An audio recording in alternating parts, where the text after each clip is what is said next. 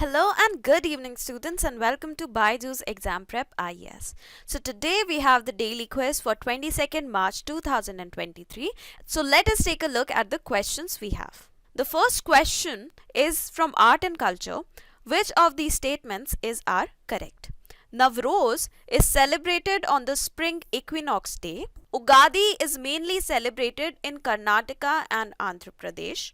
Gudi Padwa marks the beginning of the harvest of Rabi crops. We have to identify the correct statements. Now, Rabi crop, please note that these are the crops which get harvested in the spring. Rabi is a word which is related to the word Ravi, which is a word for sun in Hindi. So, Rabi crops, they are harvested when the sun is shining bright, that is in the spring or in the summer season. So, Navroz is a festival or the New Year day of Parsis. It is the Parsi New Year.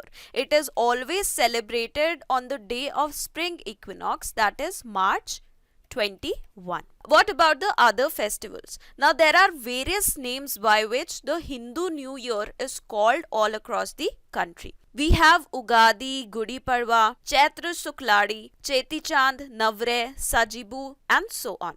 We also have festivals like Vishu, Baisakhi, which are also the New Year days in the various states. However, some of these days they fall on the same day. However, the others they fall on some other day. Now, when we talk about Ugadi, it is a main festival of Karnataka and Andhra Pradesh. It falls on the same day as Gudi Padwa, which is celebrated in the state of Maharashtra. Now, apart from New Year, these festivals are also celebrated as harvest festivals. For example, Gudi Padwa, which is the first day of New Year in Maharashtra, it marks the beginning of the harvest season of the Rabi crops. Now, in Assam, we have three types of Bihu. One of the Bihu, known as Rongali Bihu, it is the New Year in Assam. It is not celebrated on the same day as Ugadi or Gudi Padwa. Now, Navre, which is the New Year in Kashmir, it is celebrated on this same day. So, out of these statements, this is correct. Please note that Navre, which is the New Year in Kashmir, it is not same as Navroz, which is the New Year of Parsis celebrated on the spring equinox day. Navre is not necessarily celebrated on this equinox day.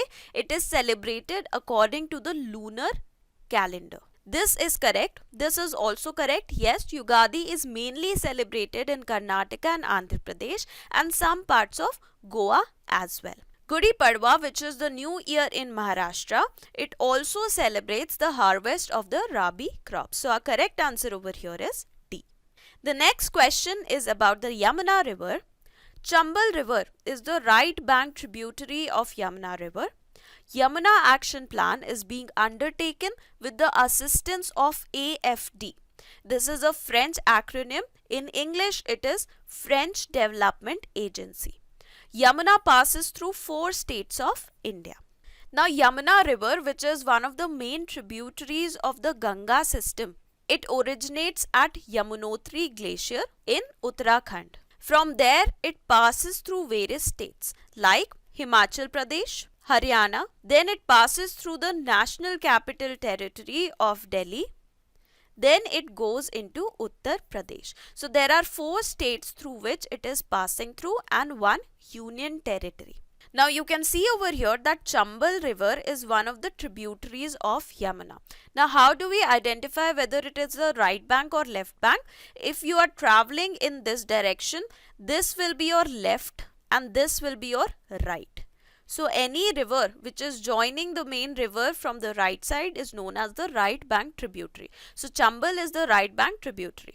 Yamuna is also a right bank tributary of Ganga and it meets Ganga at Allahabad. Now, since the year 1993, India has adopted Yamuna Action Plan in order to address the issue of pollution with the Yamuna River. Now, this action plan, it is in operation with the assistance that is received from the Japan International Cooperation Agency or JICA. It is not France, but it is Japan which is assisting us in the Yamuna Action Plan. So, out of these statements, this is correct. This, however, is wrong. This is correct. It passes through 4 states and 1 union territory. So our correct answer over here is B.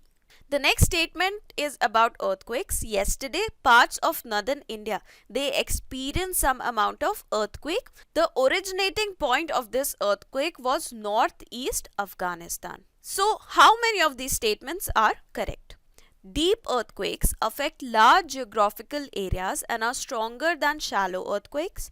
Epicenter is the point in the Earth's crust where the earthquake originated. Northeast Afghanistan or the Hindu Kush region, it generally experiences deep earthquakes. That is, the point of generation is deep inside the Earth's crust. Now think of it logically. If it is a deep earthquake, its radius or its area of impact, it will definitely be larger compared to a shallow earthquake, right? And also because these waves, they are traveling a larger distance to reach the surface and then cause the destruction. That is why with distance their energy will dissipate, so their impact will be lesser. So that is why the deep earthquakes, they are experienced in a larger area and their impact is lesser compared to the shallow earthquakes. Moreover, what about focus and epicenter? Focus is the point in the Earth's crust where exactly the earthquake originated. Now when we perpendicularly match this point to the surface of the Earth, this point is known as epicenter. So we are able to identify exactly in which country it occurred. That becomes the epicenter. One more important fact about the deep earthquakes is that there are minimal amount of aftershocks that are experienced after these deep earthquakes compared to the shallow earthquakes. So this is a wrong statement. Yes, they affect large geographical areas, but they are not stronger. They are weaker than the shallow earthquakes. This is also wrong. It is not the epicenter that is the point in the Earth's crust where the earthquake originated. It is the focus. So out of these, none of these statements are correct and our correct answer is D. The fourth question is about the windfall taxes. It is a wealth tax imposed on people with wealth more than a threshold as decided by the government. It is a tax on imported items when the market price of these items in the country of import is less than their country of origin. It is a tax on companies and sectors that record sudden profits due to unexpected circumstances. It is a tax imposed on stock traders on their gains in the stock market. We have taken this question because the windfall taxes on the diesel export, it has been increased by the government of India by 1 rupee per litre. Now out of these statements, if you see clearly, this is what is defining the countervailing duties that is imposed on the imports coming from other country in order to prevent the flushing of the domestic markets with those products, because they are being sold at a cheaper rate in India compared to their country of origin. This statement, it is defining the capital gains taxes and not the windfall taxes. This statement does not even make sense, because how can there be an arbitrary tax that can be imposed on the wealthy of the country? So the correct answer will be this. The windfall taxes, it is imposed on windfall gains or unexpected gains or profits that a particular sector of economy start experiencing due to unexpected circumstances. So our correct answer is C. Consider the following pairs: international agreements and the subjects. We have to choose which of these are correct. Alma-Ata Declaration, Healthcare of the People; Hague Convention, Biological and Chemical Weapons; Talanoa Declaration, Global Climate Change; Under 2 Coalition, Child Rights.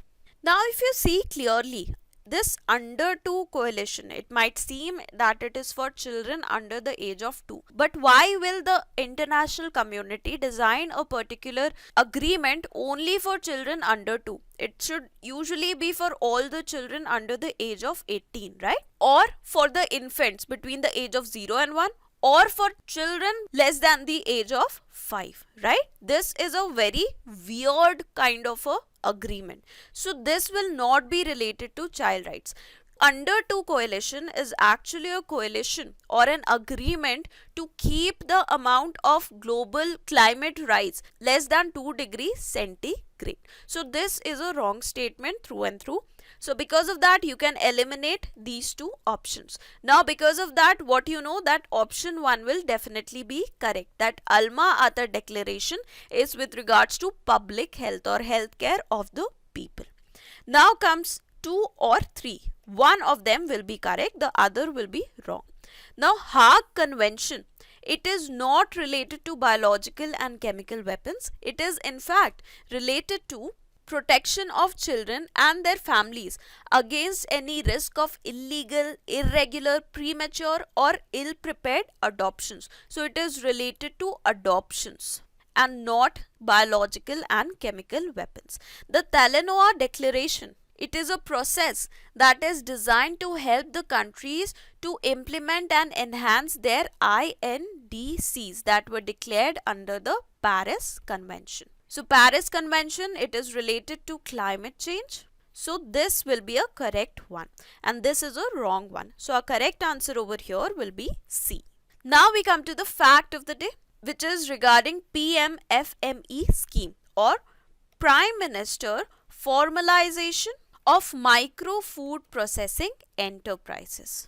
Now this scheme, which is a centrally sponsored scheme, it has been put into place to provide financial, technical and business support to the various businesses in order to help them set up or upgrade their micro food processing enterprises through various subsidies.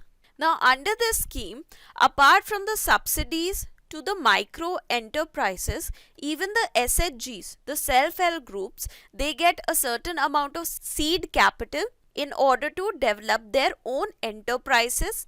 Moreover, there is a provision of providing skill training and hand-holding expertise to the members which are involved in food processing industry. The special focus under this scheme is on women entrepreneurs and also the aspirational districts. The end goal of this particular scheme is to transition the food processing sector from unorganized to a formal sector. Now under this umbrella scheme, various other sub-schemes are also being designed. That is one district, one product, one agricultural product. It is declared for every district. That district will get an expertise in that one product. Then upgradation of individual microprocessing units, support to farmer producer organizations, SHGs and producer cooperatives, seed capital to the SHGs, development of common infrastructure, be it transport or any other logistics or storage infrastructure, so as to develop a cluster of the food processing industries, so that all the industries, they can come up over here and they can use this common infrastructure for all of their benefit. Apart from that, marketing and branding support is also being provided to these food processing units so that they can eventually grow in size and not just get developed in the domestic market, but also so that they are able to reach the international market. Now, another important thing to note about the scheme is that it is being implemented by the Ministry of Food Processing Industries of the Government of India. So that is all about fact of the day, and with that we come to an end to today's daily quiz. Do not forget to let us know how many questions were you able to guess correctly. So thank you very much and have a very good day ahead.